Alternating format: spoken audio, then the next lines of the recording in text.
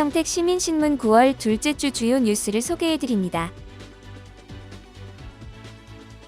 지난 9월 8일 평택 에코센터에서 진행한 반도체 산업 박뉴스와 시민건강확보 방안 토론회에 토론자로 참석한 김경섭 한경국립대 교수가 반도체 박뉴스의 부정적 영향으로 추정되는 유의미한 수질 측정 결과를 공개해 반도체 박뉴스 성분 공개와 수질 대책에 대한 지역사회의 요구가 더욱 거세질 것으로 보입니다. 2022년 1월부터 2023년 6월까지 물환경정보 시스템에 공개된 삼성전자 박뉴스가 나오는 서정천과 연결된 진이천 6지점과 박뉴스가 유입되지 않은 안성천 3지점의 pH 농도, 전기전도도, 수온 등 3가지 수질 관련 데이터를 비교해본 결과 이 기간 궁안교의 평균 pH 농도는 7.7, 군문교의 pH 농도는 8.0이었고 평균 전기전도도는 궁안교 1013 마이크로 지멘스, 군문교 540 마이크로 지멘스로 나타났으며 평균 수온은 궁안교 17.3%, 군문교 15.8%로 나타났습니다.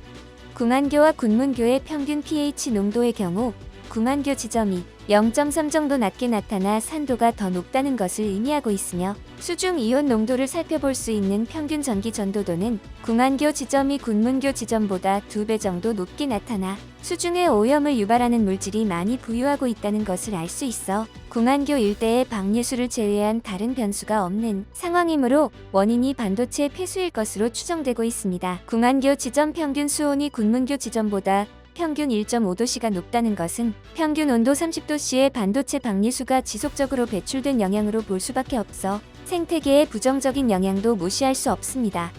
김경섭 교수는 두 지점의 수질 비교가 반도체 영향과 연관이 있다고 보는 3가지 항목에 대해 진행한 것으로 시사하는 바가 매우 크다며 이미 반도체 폐수가 수질에도 영향을 미치고 있다고 볼 수 있어 지역사회의 부정적 영향을 최소화하는 방안을 적극 모색해야 한다고 말했습니다. 한편 이날 진행된 토론회는 김진웅 중앙대 명의교수의 해외 반도체 유해물질 배출과 관련된 동향, 김사옥 안성천 살리기 시민모임 대표의 용인 SK반도체 클러스터 박뉴스의 예상 문제점과 수질 보전 방안, 허우명 강원대 교수의 평택호 수질 개선 방안 등의 주제 발표와 김경섭 교수, 김완영 평택시 생태하천 팀장 등의 토론이 진행됐습니다. 미군기지 관련 문제에 대응해 지방자치, 주민자치방안 모색 4번째 기획 취재는 윤석열 정부 출범 이후 새 국면을 맞이한 용산 미군기지와 민관 협력으로 성과를 낸 부평 캠프마켓 반환 사례를 들여다보았습니다. 2017년 4월 환경부는 민주사회를 위한 변호사 모임이 낸 정보공개 청구 소송에서 패소한 후 용산 미군기지 내 지하수 오염 실태 조사 결과를 공개했습니다. 두 차례에 걸쳐 용산기지 안팎의 관정 54곳과 59곳을 조사한 결과 오염이 가장 심한 곳은 기준치의 670배가 넘는 벤젠이 검출되었습니다. 이에 서울시는 오염 정화를 위해 포럼을 열어 소파 규정의 문제점에 대한 공론화를 시작하고 2020년 3월 서울특별시 주안 미군기지 및 반환공여구역 환경사고 예방 및 관리 조례안이 만들어졌습니다. 그러나 2022년 윤석열 정부가 출범하면서 정부의 반환 후 문제가 있다면 정화하겠다는 선 반환 후 정화 원칙이 현실화되고 대통령 집무실이 용산으로 이전되며 집무실 주변 부지 50만 제곱미터를 반환받아 이곳에 용산 어린이 정원이 조성돼 지난 5월 4일 개방했습니다. 국토교통부와 환경부는 용산 어린이 정원 개방 전 전문기관 시험 성적서 기준을 통과한 흙을 15cm 이상 덮은 뒤 잔디를 심었고 다이옥신이 발견된 일부 지역은 개방에서 제외, 벤조필에는 콘크리트로 완벽히 차단했다고 밝혔지만 시민사회는 미군의 정화 책임을 묻지 않고 부지를 돌려받자마자 정화 노력 없이 어린이 정원을 조성해 개방함으로써 미군이 환경오염에 대한 면죄부를 줬다면 납득할 수 없다는 견해를 밝혔습니다. 이와 다르게 민관의 협력으로 성과를 낸 부평 캠프마켓 사례도 있습니다. 2017년 12월 환경부는 시민단체의 정보공개 청구 소송에서 패소해 부평 미군기지 캠프마켓이 1급 발암물질인 다이옥신에 오염되어 있다는 현장 조사 결과를 공개했습니다.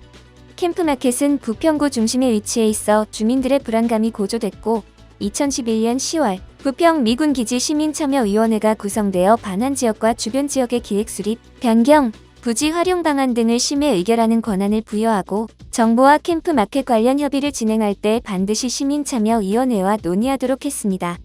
시민참여위원회와 민관공동조사단 활동으로 환경부와 국방부는 주민공청회를 열고 다이옥신 정화 방안과 목표를 발표했으며, 국방부는 2018년 10월 캠프마켓 DRMO 지역 다이옥신유 등 복합오염 토양 정화를 위한 민관협의회를 구성하게 되었습니다.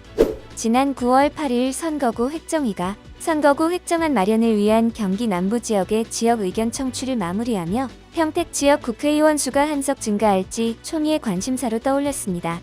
참석자 다수가 평택은 갑을 두 곳 모두 상한을 초과해 갑을 병 세 곳으로 늘려야 하고, 인구가 대거 유입된 하남과 화성은 병 선거구 신설이 필요하다는 의견이 제기되었습니다. 현재 도내 국회의원 선출 상한 인구수 27만 1,042명을 초과한 선거구는 수원시 무, 평택시 갑, 평택시 을, 시흥시 갑, 하남시, 용인시 을, 용인시 병, 화성시 을, 화성시 병 등 9곳이며 평택시 전체 인구수는 58만 11명으로 선거구를 3곳으로 나누더라도 한 개 선거구당 인구수가 19만 3,370명으로 하한 인구수보다 많고 상한 인구수보다 적어 지역 정가에서는 평택병 선거구 신설이 유력하다는 관측이지만, 선거구 획정을 최종 확정할 국회 정개특위에서 변수가 발생할 가능성을 아예 배제할 수 없습니다. 지역 정가는 국회에서 진행 중인 제410회 정기회가 마무리되면 11월에 정개특위가 열릴 것으로 예상됨에 따라 선거구 획정은 올 연말쯤 확정될 것으로 예측하고 있습니다. 다음은 문화체육계 소식입니다.